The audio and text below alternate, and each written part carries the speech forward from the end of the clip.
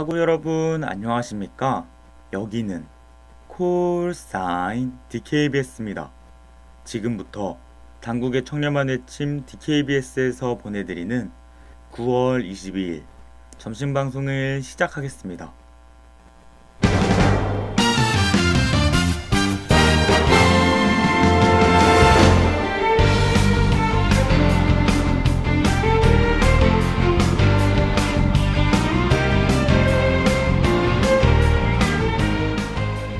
레이더 단국.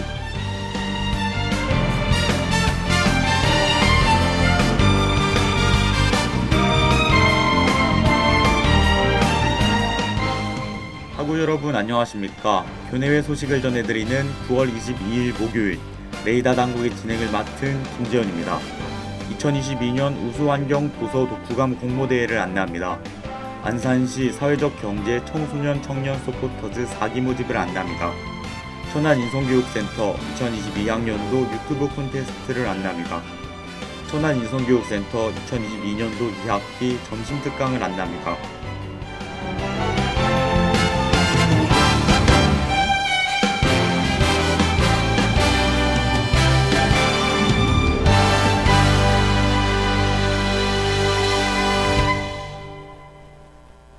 (2022년) 우수환경 도서 독후감 공모대회를 안내합니다. 모집기간은 10월 4일까지이며 지원 대상은 누구나입니다. 공모 내용은 최근 3개년 동안 선정한 우수환경 도서 중 한 권을 읽고 독후감 작성하기입니다. 원고 분량은 일반부 기준 A4 2장에서 4장입니다. 자세한 사항은 환경교육 포털을 참조하시길 바랍니다.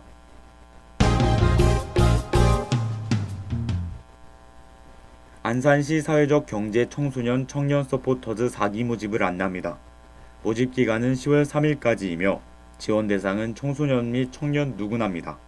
우대사항은 SNS 이용자, 사회적 경제 및 기사 작성에 흥미가 있는 자입니다. 활동 내용은 매주 사회적 경제 키워드 강의와 체험을 들은 후 SNS 글 작성하기입니다. 자세한 사항은 안산시 사회적 경제 지원센터 홈페이지를 참조하시길 바랍니다.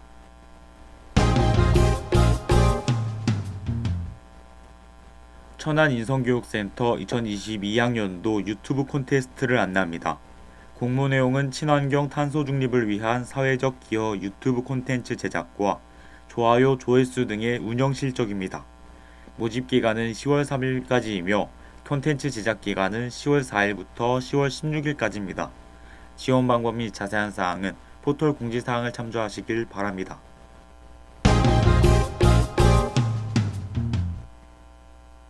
천안인성교육센터 2022년도 2학기 점심특강을 안내합니다. 특강 내용은 로맨가리의 자기 앞회생, 김상균의 메타버스 외 3권을 주제로 한 독서 강연입니다. 신청기간은 11월 2일부터 강의 종료 전까지며 강연은 신청 시작일부터 5주간 매주 수요일에 진행됩니다. 지원 방법 및 자세한 사항은 포털 공지사항을 참조하시길 바랍니다.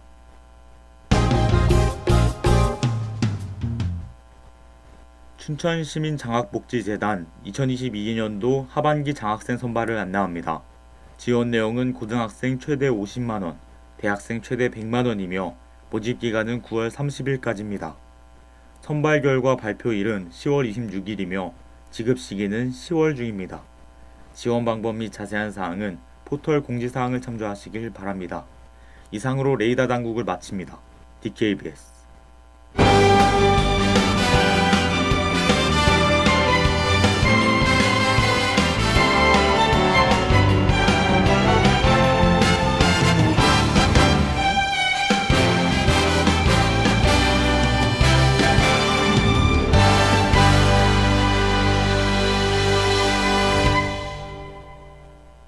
그럼 저는 아이유의 에필로그와 로고송 듣고 오싹하고 기묘한 미스터리 사건을 소개하는 코너 미스터 미스터리로 돌아올게요.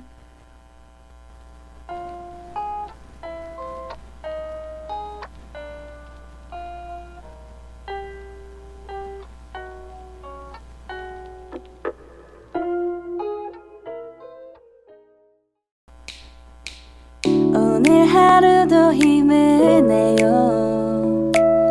오늘 하루도 수고했어요. 하루에 시작과 끝을 함께하는 우리의 목소리를 들어봐요.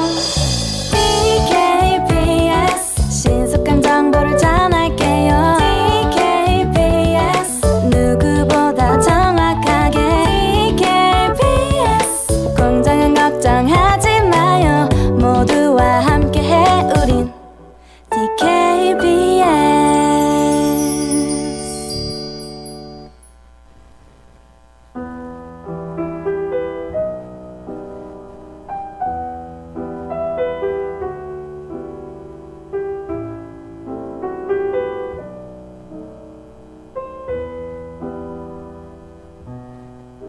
미스터 미스터리.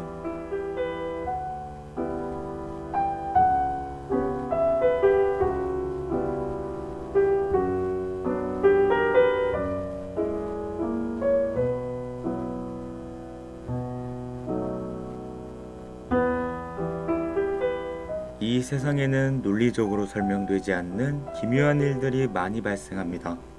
그리고 이런 사건들을 바로 미스터리라고 부르죠. 오싹하고 신비로운 미스터리의 세계, 그 속을 저 미스터 미스터리와 함께 탐험해 봅시다. 안녕하세요. 저는 9월 22일 미스터 미스터리의 진행을 맡은 김재현입니다.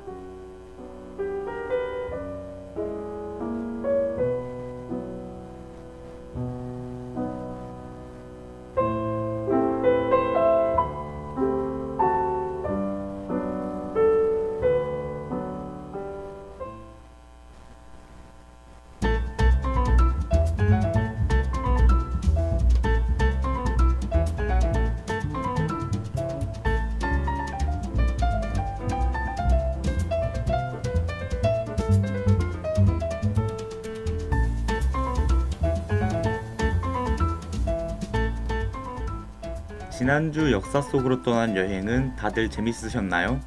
오늘은 다시 오싹한 미스터리 사건을 파헤쳐 볼까 합니다. 이 사건은 옆 나라인 일본에서 벌어진 일로 21년 동안 해결되지 않고 미제로 남은 사건이죠. 바로 행복하게 살고 있던 가족 4명이 모두 살해된 세타가야 일가족 살해 사건입니다.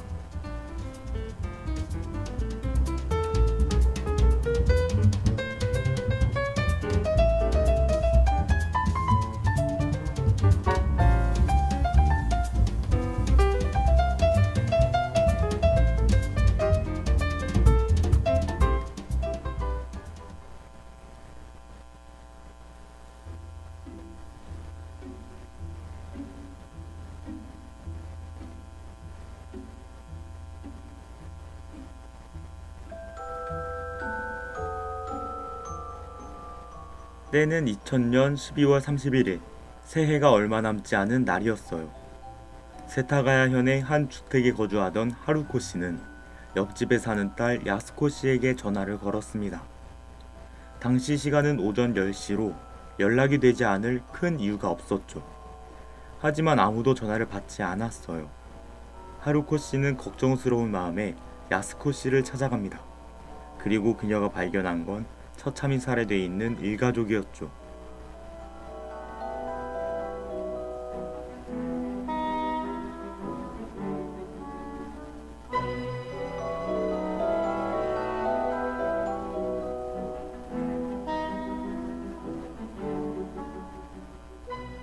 이 가족은 미야자와 미키오 씨와 그의 부인 야스코, 딸 니이나와 아들 레이로 구성되어 있어요.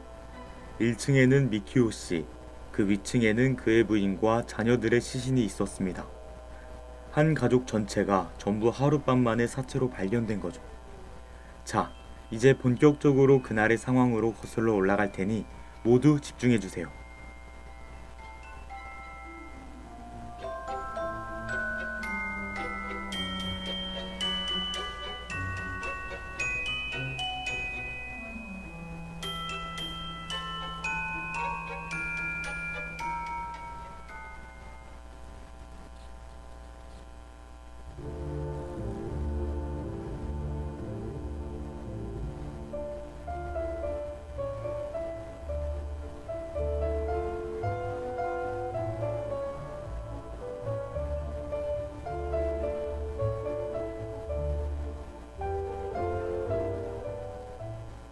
사건 당일 아들 레이는 2층에서 먼저 잠이 들었고 엄마 야스코 씨와 딸 니이나는 3층의 다락방에서 잘 준비를 하고 있었어요.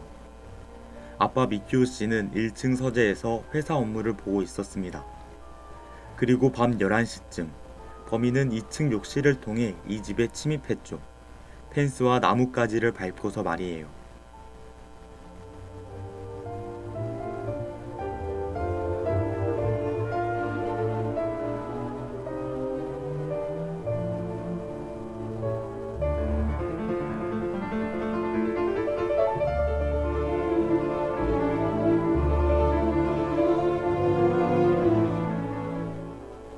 가장 먼저 범인은 2층에서 자고 있던 아들의 목을 졸라 살해했어요. 이 소리를 듣고 수상함을 느껴 올라온 아빠 미키오 씨는 칼에 온몸을 난도질당했습니다. 이 과정에서 범인도 꽤 난항을 겪었는데요. 칼이 부러지고 손에는 깊은 상처를 입었습니다. 시신 근처에 부러진 칼 조각과 꽤 많은 범인의 혈흔이 발견됐거든요.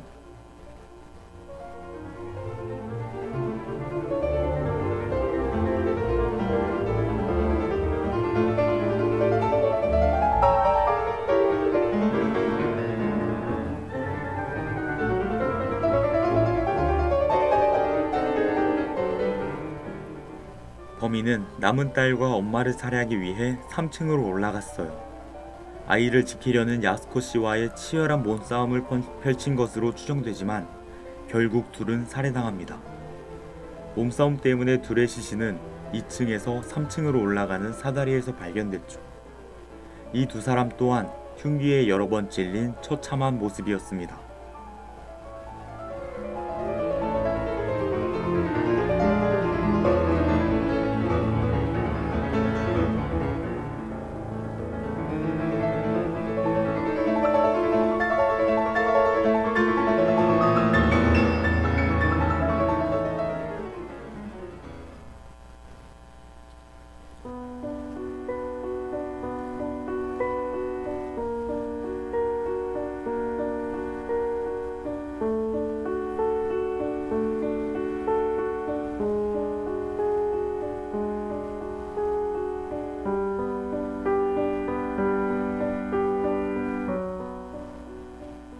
일가족을 한 번에 살해하는 범행 형태가 상당히 기이한데요. 그보다 섬뜩한 것이 있습니다. 바로 범인의 범행 후 행적이죠. 오후 11시에 이 집에 침입한 그는 살인을 저지른 후에도 다음날 오전 1시가 넘어서까지 집에 머물렀어요. 범행 흔적을 지우기 위해 살해 현장에 오랫동안 남는 경우는 종종 있지만 이 사건의 범인은 아무런 흔적도 지우지 않았습니다.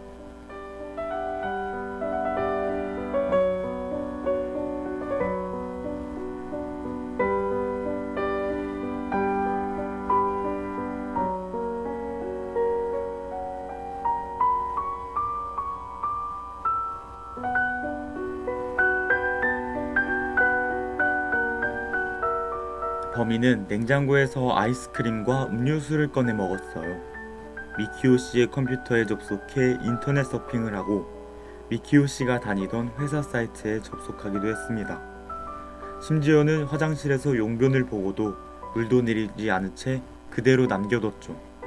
자신의 흔적을 지우려는 일말의 노력조차 하지 않은 겁니다.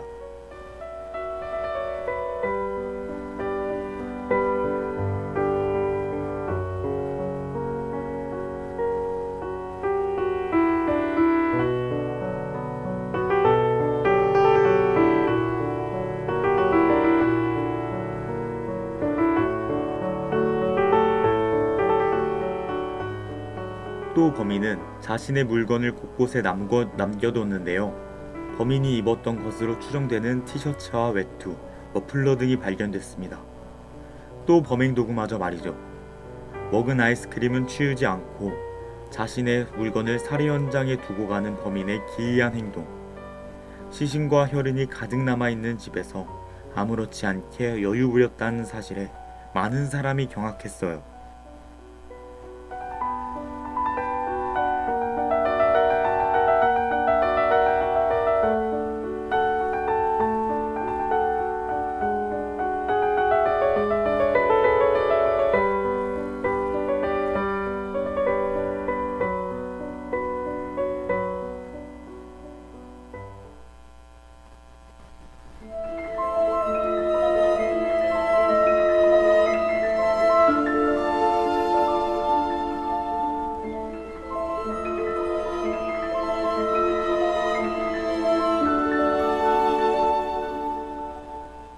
범행 현장은 끔찍했지만 범인이 남기고 한 흔적 덕에 수사 당국에서는 금방 범인을 잡을 것이라고 예상했습니다.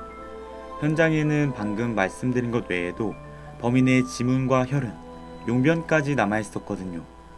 하지만 사건 발생 한참 후에도 범인의 지문과 일치하는 용의자를 찾을 수 없었어요.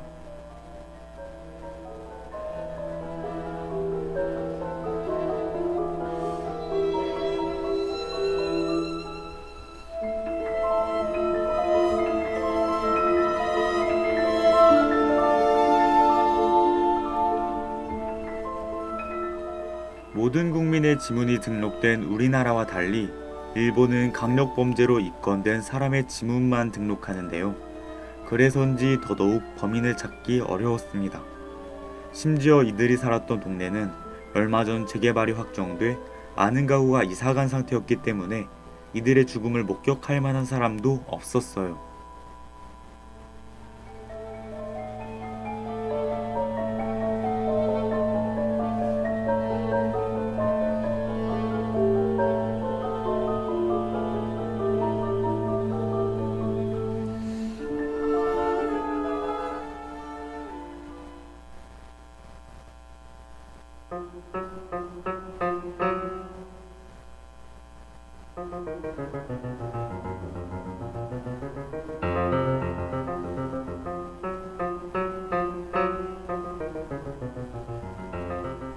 범인을 찾을 수 있을 만한 유력한 제보가 없었던 것은 아니에요. 사건 발생 다음 날인 12월 31일 오후 5시쯤 도브니코 역에서 오른손에 깊은 상처가 있는 남자를 봤다는 제보가 있었습니다. 도브니코 역은 세타가야 역에서 지하철로 약 3시간 거리였죠. 이 남성은 칼을 떨어뜨려 손을 베었다며 영무원에게 치료를 받기까지 했는데요.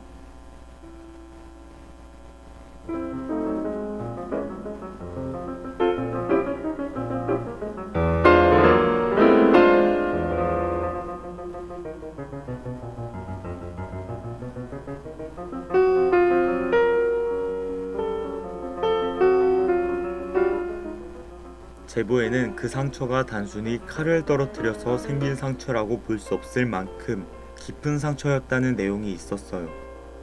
또 열차에서는 별다른 혈흔이 발견되지 않았다는 점 또한 매우 수상합니다. 하지만 현장에 있던 수많은 단서로 곧 범인을 잡을 수 있을 것이라는 수사팀의 판단으로 이 제보는 큰 관심을 받지 못했죠. 수사가 진척되지 않자 뒤늦게 조사에 들어갔지만 이미 타이밍을 놓친 후였어요.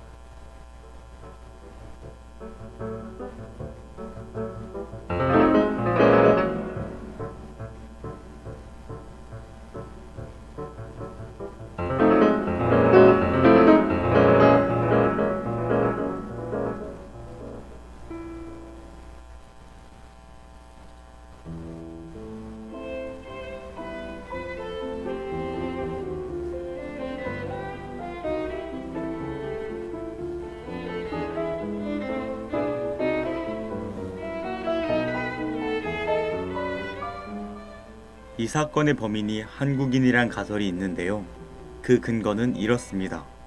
범인의 신발과 가방 모두가 한국에서만 생산되는 제품이었어요. 또 범인의 발은 280mm로 추정됐는데 이 사이즈는 일본에 수입되지 않는다는 주장이 있었습니다. 한국에서 구매하지 않으면 결코 일본에서 발견될 수 없다는 이야기였죠. 하지만 신발과 가방 모두 일본에서 판매된 적 있는 것으로 드러났습니다.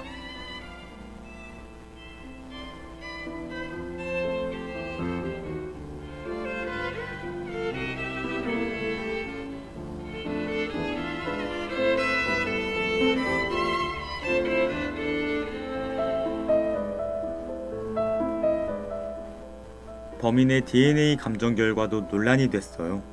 감정 결과 범인의 아버지는 아시아계인 것으로 밝혀졌는데 그 DNA가 한국인에서 발견될 확률이 3배나 높았습니다. 이 때문에 수사팀은 한국인을 용의자로 두고 수사했지만 범인의 지문은 한국인 지문 데이터베이스에서 발견되지 않았죠.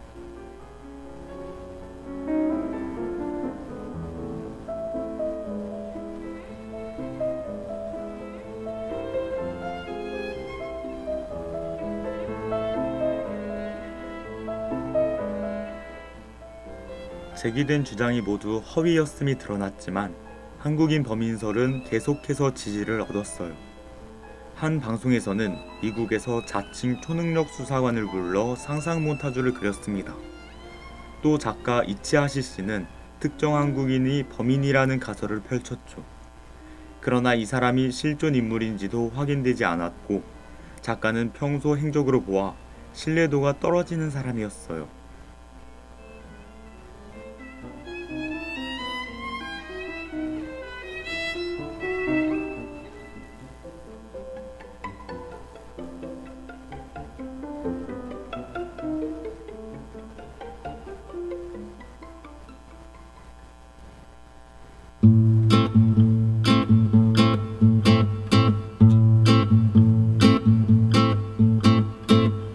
Hold hard, don't beat so loud.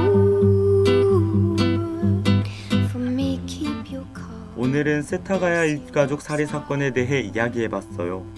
이 사건은 아주 오랫동안 해결되지 못하며 일본의 5대 미제 사건으로 남아있는 사건입니다. 범인의 흔적은 많지만 여러 이유로 수사는 올바른 길을 찾지 못했죠. 그럼 저는 찰리 푸스의 원커러웨이 들으며 이만 인사드릴게요. 지금까지 미스터 미스터리 김지연이었습니다. Don't let him hear the break in your voice, and let go of hands with ease and grace. Don't let him. I'm only one call away. I'll be there to save the day. Superman got nothing on me. 참의 소리, 공정의 소리. 여기는 단국대학교 교육방송국입니다. 지금까지 연출 이가연, 기술 고은심, 진행 김재현, 제작의 DKBS였습니다.